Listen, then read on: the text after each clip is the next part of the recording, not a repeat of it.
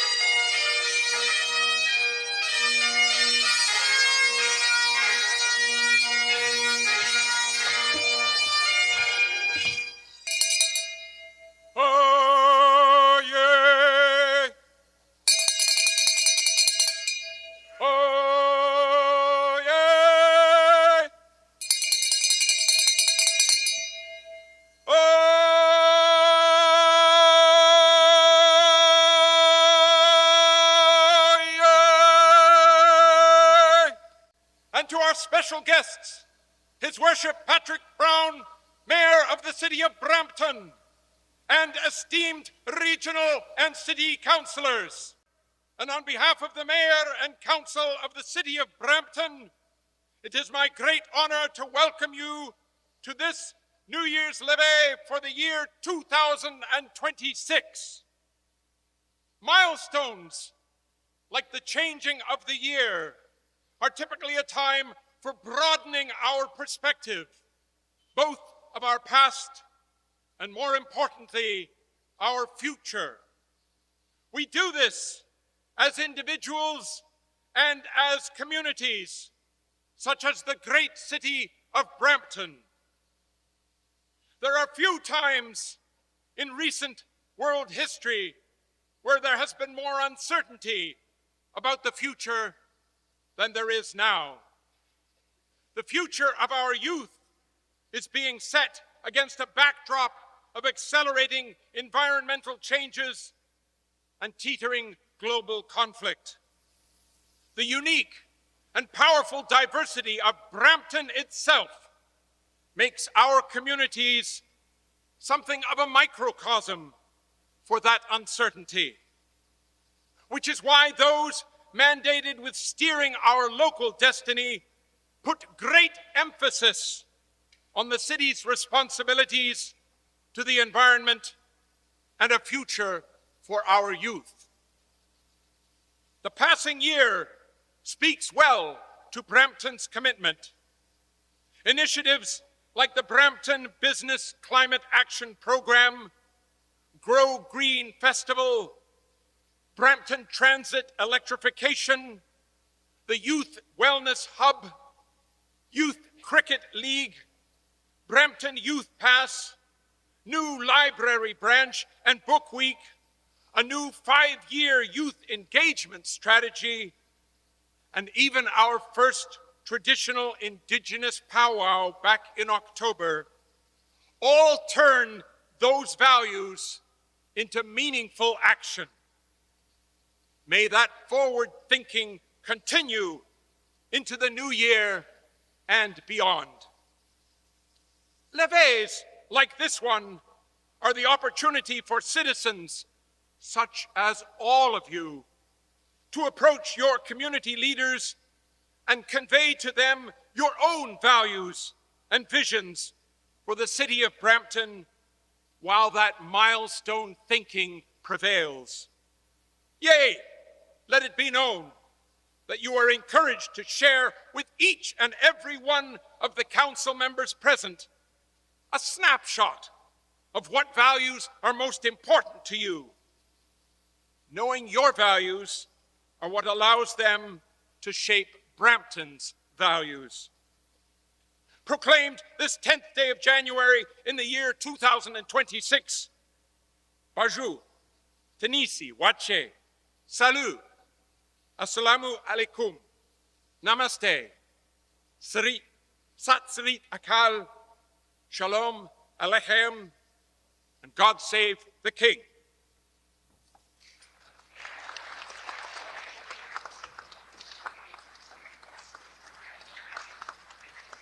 I am pleased to now introduce the Mayor of the City of Brampton, His Worship, Patrick Brown. Welcome to our annual New Year's Levee.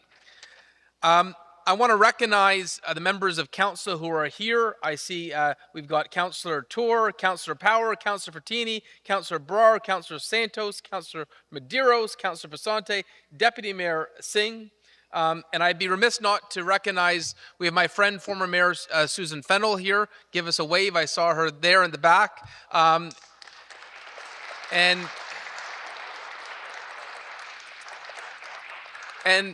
I understand we also have former MP Gurbach Smalley, who was a real trailblazer in Canada. At the back there. Thank you, Sonia, for joining us. We call her the Diabetes Crusader, and this is, of course, part of her historic riding. Since 1974, Brampton residents have been invited to meet with members of council and city officials at this long-standing celebratory reception. Some years it was done on January 1st, and then we realized people are usually a little bit tired from New Year's, and so we've moved it a little bit later in the year to celebrate the start of 2026.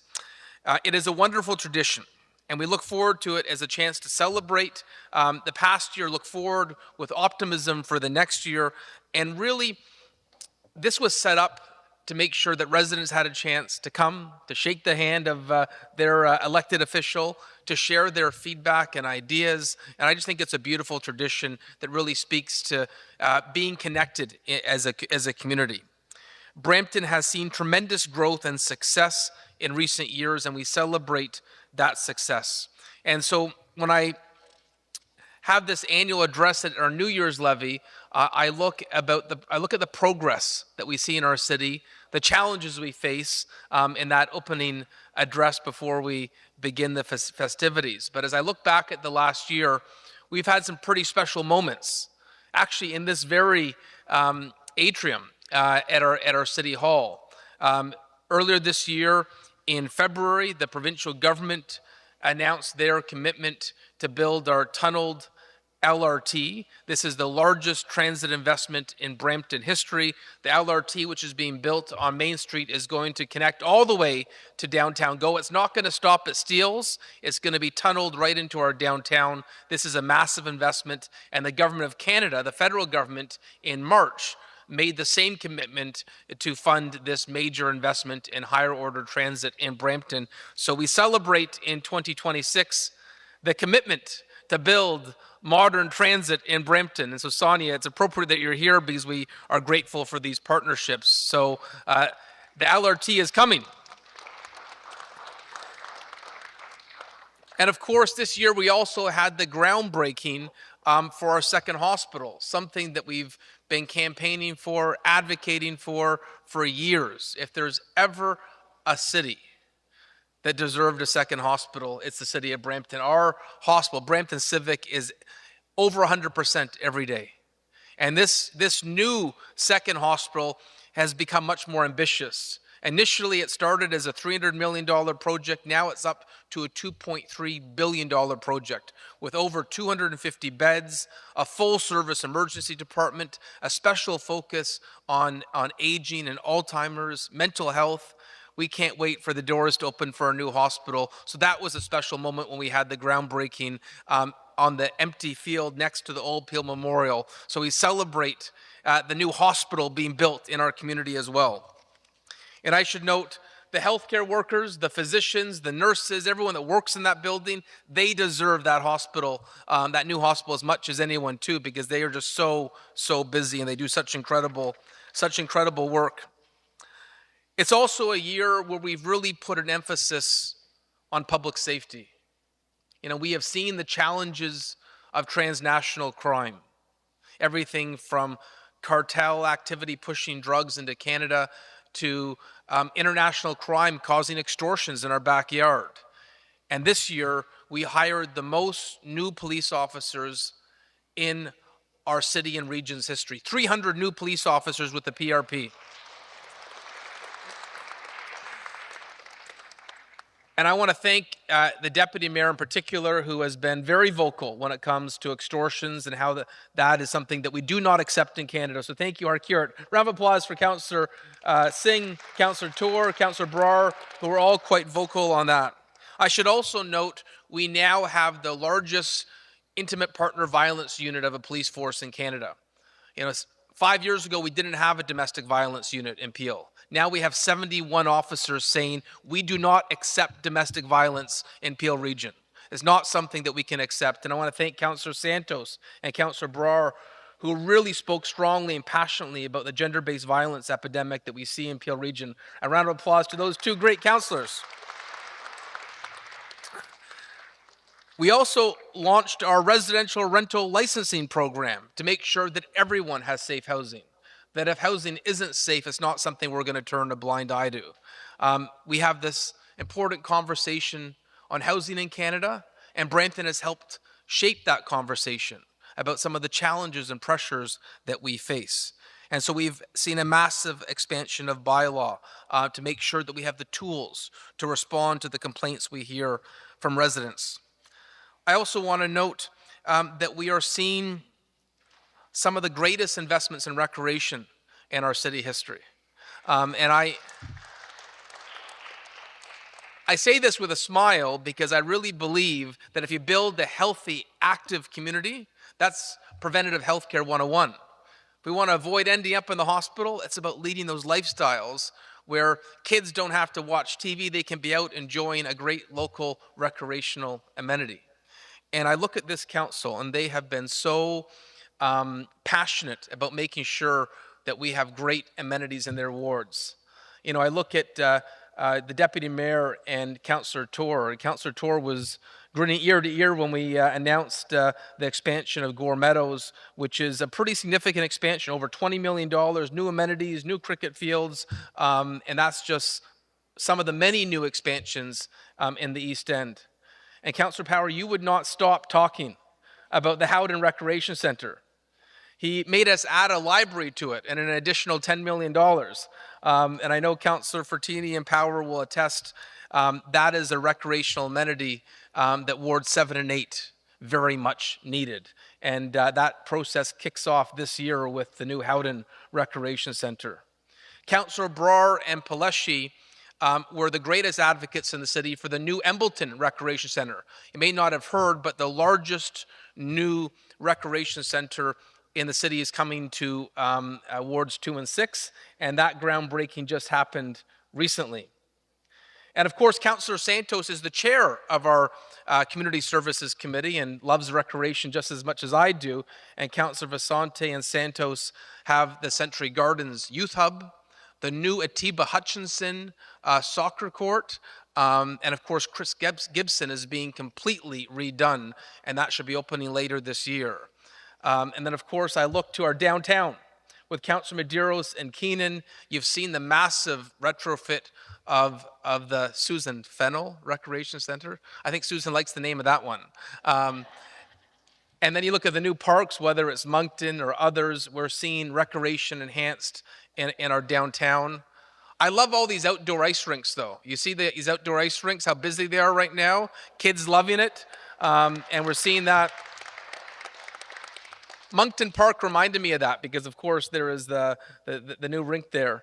And so those, just by looking at council, it reminds me of different recreational investments we've seen, and there's so many others that I'm not even touching on. The Brampton-Orangeville rail line, which we're going to convert to a walking and running and cycling corridor that connects literally Caledon to Mississauga through Brampton.